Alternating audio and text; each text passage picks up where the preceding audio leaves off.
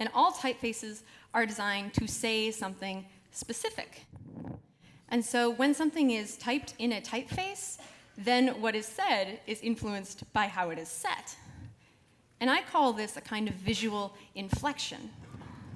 So just like when we speak, our tone of voice gives meaning to the words we're trying to say, so does type. So if I were to say, I hope you all have a great time today at TEDx, you know I mean that because of the tone of my voice, right?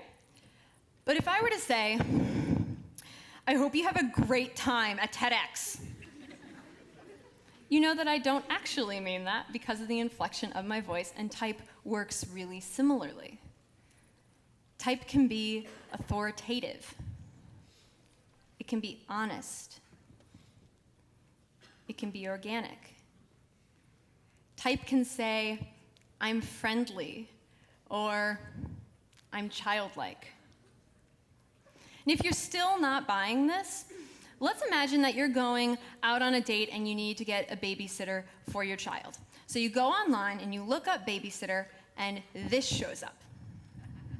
Okay?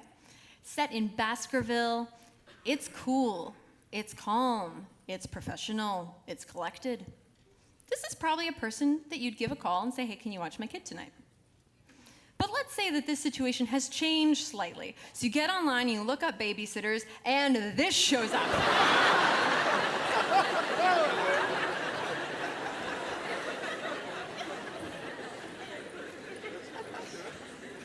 This is probably not the person you want to leave your kid with. So in this way, type should never be an afterthought because it can persuade and evoke and help us make choices consciously or unconsciously. And so Fayette is a nice typeface, and I'm obviously like a tiny bit biased. But it's not for everything. It works really well for things like historical fiction or museum design or love letters or wedding invites because it speaks of a time of precision and a time gone by, but it's not what you'd write like your master's thesis in. And that, truthfully, that wasn't the point, right? I didn't design it to be the end-all, be-all of typefaces.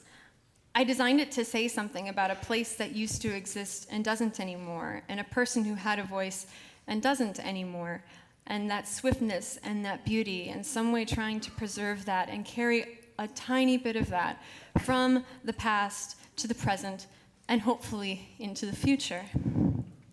And so for all of you now, having heard this talk, you now absorbed a little bit of this design superpower, which means when you leave, you're going to go look at all of the type around you, and you're going to wonder who made it and why it looks the way it does and what it means.